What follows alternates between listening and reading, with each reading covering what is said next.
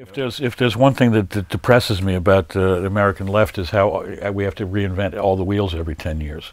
Oh, you mean that there were people who thought like this in the 19th century? What a surprise, you know.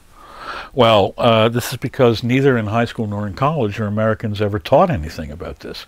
You have to be an independent scholar, which to my sorrow I am, you know, and in order to, when you begin to drift into this kind of research, you don't have the head of the department saying, remember tenure, you might not get tenure if you get involved in all this communist anarchist shit, you know.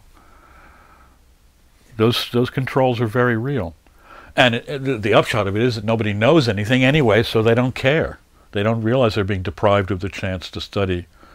Of course, you know, since the 60s there's been a change in this. Of course, in the 60s there was a certain radicalization of the academy. We still have some tenured Marxists around, and some of them did pay attention to some of these ideas, and some of them were quite inspirational for me. I was thinking I just finally, after years and years, I met Jesse Lemisch, who did some wonderful papers back in the 60s on radical sailors in the American Revolution, and how it wasn't the educated bourgeoisie who were out there punching people, you know, punching British soldiers in the nose. It was drunken sailors, you know. So he has a wonderful essay called Jack Tar, which was, you know, what they called the average sailor in those days, as a radical figure in the American Revolution. Those kind of scholars from the 60s did some wonderful work and inspired me to go farther. Yeah. Well, I mean, one example, we were talking about pirates in my pirate book earlier. The pirate communities that I was interested in, what I called the pirate utopias, not so much the ships themselves as the islands where they would set up their, as it turned out, temporary autonomous zones. And none of them lasted more than a few years. But the pirate ship itself can also be seen as, I forget who coined the phrase, the floating republic, because each of the ships had no law other than the articles that the sailors had signed amongst themselves. I mean, who was going to tell them what to do except themselves? So basically what you're looking at there is a little anarchist floating commune. And in fact, in a lot of cases, even the position of the captain was not sure.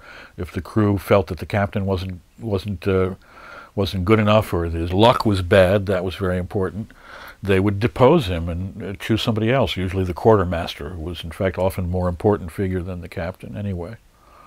But the captains in pirate boats usually only got a very small, their share was only a little bit larger than the share of the average crewman.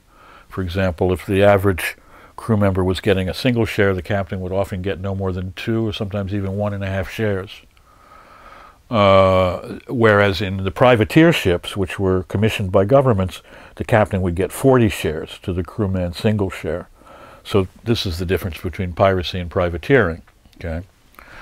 So those, you know, like the buccaneers on Hispaniola, or the you know, Captain Mission in Madagascar, these figures were very of interest already to some radical and anarchist historians, notably Christopher Hill, who in the 1970s already began to talk about pirates as radical communities, for which he was roundly criticized by more orthodox Marxist historians who denied that the pirates were anything more than crude proto-capitalists. Well, you know, they're out there seizing gold, that's all they're doing, and they might as well be capitalists. And Hill had a much subtler and more sophisticated reading of the situation, in which he saw that all kinds of forms of social resistance could be included within this category, this strange category. And so I believe it was he who coined the term radical pirates, if I'm not mistaken. He's dead now, rest in peace, and I was really, really pleased when he gave me a quote for the back of my book, because he was the dean of radical pirate studies. There's old Marcus Rediker, Peter Lamborn, Jesse Lemisch, as I say, was one of the first to be interested in the world of the Atlantic world of the ship as a focus locus for resistance. So there's a little school of us radical piratologists, you know. But most people don't see it that way at all. Even now, they don't see it that way. Or, for example, the so-called triracial isolate communities and maroon communities that we studied in Gone to Croatan. You saw that, right? Yeah.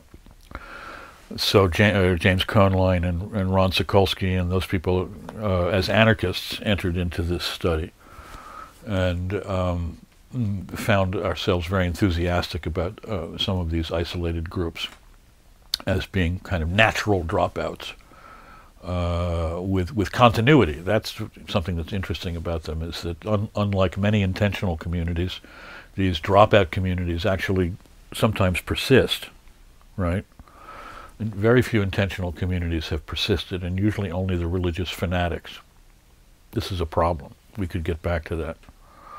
What can we secular, radical types possibly find as a substitute for that level of fanaticism that allows you to forego the advantages of civilization and progress in order to have something that you consider to be more valuable but much more difficult, which is community. So, those kinds of examples.